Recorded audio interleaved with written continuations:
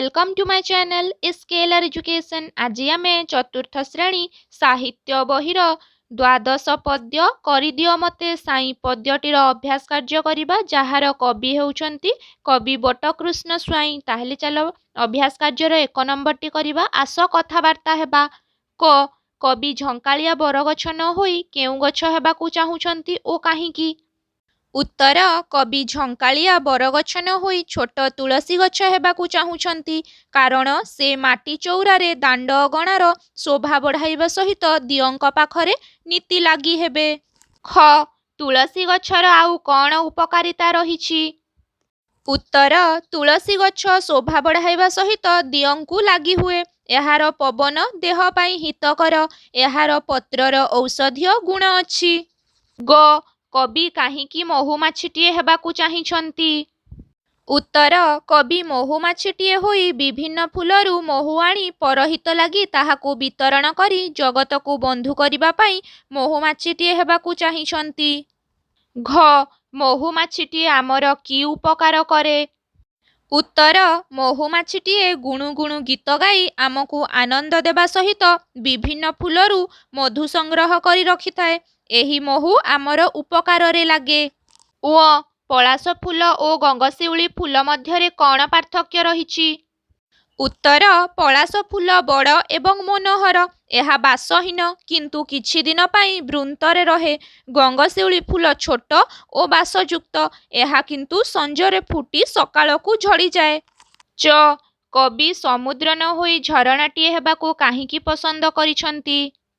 उत्तर समुद्र आकाररे विशाल हेले मध्य एहार पानी लुणिया। एही जल पीबा पाई योग्य नुहे। तेणु कवि समुद्र न होई झरणाटीए होई मधुर शीतल जल पीबा योग्य जलरे जनमनकू तोष करिबाकू पसंद करिछंती। 2 नंबर एही कवितारे कवि कौन कौन हेबाकू चाहिछंती लेख।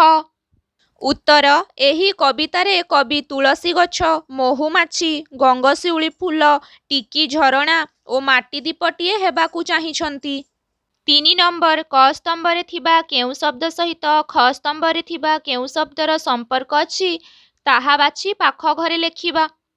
ताले प्रथमे आमे गार टाणी देबा तापरे लेखिबा। ताहले झंकालिया कोन हेबो बरगछ मनोहर पलाश फूल सुविशाल सागर मनलोभा पुनेई जह्न। एबे आमे एठारे लेखिदेबा झंकालिया बरगछ मनोहर पलाश फूल सुविशाल सागर मनलोभा पुनेई जह्न। 4 नंबर सरल भाषारे बुझाई लेखिबा। संजरे फुटी मु सकाळकू झरे मुखे उकुटाई हस हरिजन मन मधुर महके चहटाई चौपास। उत्तर संजरे चौपास। उक्त पद्यांशटी आम पठित साहित्य कलिका पुस्तकर करिदियो मते साई विषयरू आनीत। एही प्रसंगरे कवि बटकृष्ण स्वाई गंगशिउली फूलर महत्व वर्णना करिछंती। पलाश फूलटी मनोहर एवं आकाररे बड़ हेले मध्य तार सुबास नथाए। गंगशिउली फूलटी आकाररे छोट एवं मधुर बासयुक्त। पलाश फूल किछि दिन वृक्षरे रहिथाए किंतु गंगशिउली फूल संजरे फुटी सकाळकू झड़ी जाए। अल्प समय रहणीरे से जनमनकू हरण करे। कवि निजकू पलाश फूल परिवर्ते गंगशिउली फूलटीए करिदेबा पाई भगवानंकू प्रार्थना करिछंती। एहा द्वारा से जनमन हरण करि पारिबे। 5 नंबर न गले पछे न खाइले पछे न देले पछे न आसिले पछे। एही वाक्यांश गुड़िक व्यवहार करी गोटिए गोटिए वाक्य रचना करिबा। ताहले उदाहरण जेमती मते हाथीटीए न कले पछे नाही गोटिए महुमाछी करिदियो सेमिति एई गुड़िक लेखिबा। उत्तर न गले पछे तुमे मो साथीरे न गले पछे नाही तुम साइकेलटी दियो। न खाइले पछे तुमे आजी न खाइले पछे नाही मो सहित स्कूल कू चालो।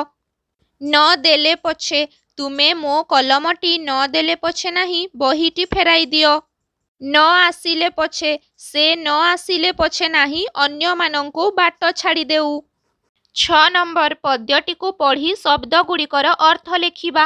ମନୋହର, ମନୋହର କ'ଣ? ସୁନ୍ଦର। ଗିରିବନ, ପର୍ବତ ଏବଂ ଜଙ୍ଗଲ। ମହକାଇ, ମହାକାଇ ଅର୍ଥ ସୁବାସିତ କରାଇ।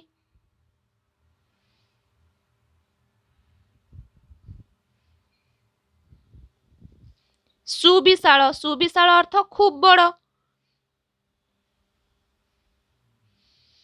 ଦିବାନିଶି, ଦିବାନିଶି ଅର୍ଥ ଦିନ ରାତି। ମନଲୋଭା, ମନଲୋଭା ଅର୍ଥ ମନ ହରଣକାରୀ।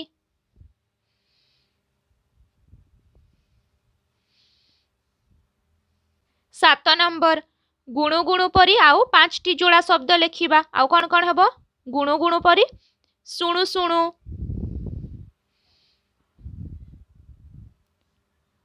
କିଣୁ କିଣୁ,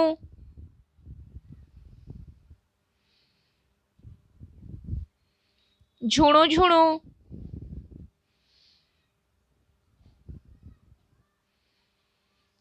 ଟୁଣୁ ଟୁଣୁ,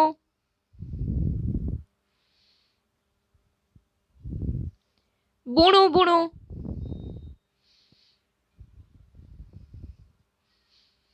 8 ନମ୍ବର ତଳେ ଦିଆଯାଇଥିବା କଥାଗୁଡ଼ିକରୁ ଯେଉଁଟି ଠିକ୍ ତାହା ପାଖରେ ଠିକ୍ ଚିହ୍ନ ଏବଂ ଯେଉଁଟି ଭୁଲ ତା ପାଖରେ ଭୁଲ ଚିହ୍ନ ଦିଅ।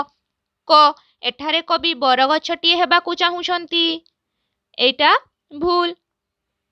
ଏଠାରେ କବି ତୁଳସୀ ଗଛ ହେବାକୁ ଚାହୁଁଛନ୍ତି। ଖ, ଝରଣାଟିଏ ଶୀତଳ ମଧୁର ଜଳ ଦାନ କରେ। ଏଇଟା ଠିକ୍। ଗ, ଗଙ୍ଗଶିଉଳି ଫୁଲ ସକାଳେ ଫୁଟି ସଞ୍ଜରେ ଝଡ଼ିଯାଏ। ଏଇଟା ଭୁଲ। ଗଙ୍ଗଶିଉଳି ଫୁଲ ସଞ୍ଜରେ ଫୁଟି ସକାଳରେ ଝଡ଼ିଯାଏ। ଘ, କବି ପଳାଶ ଫୁଲ ନ ହୋଇ ଗଙ୍ଗଶିଉଳି ଫୁଲ ହେବାକୁ ଚାହୁଁଛନ୍ତି। ଏଇଟା ଠିକ୍।